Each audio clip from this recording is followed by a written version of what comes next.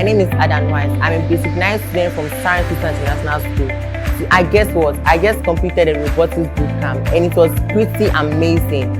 I mean, I've been seeing traffic lights all around, but I never knew how they work.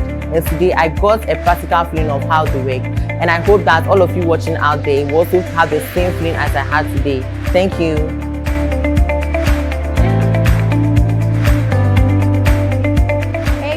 My name is Quashie Emmaculate, and I'm a student of Sonrise Christian International School, and I'm in Basic 9. And I just completed the robotic bootcamp, and I found it very interesting because I got to see a lot of robots and how they function. And I hope you guys also get a feel of that next time. Thank you. Bye.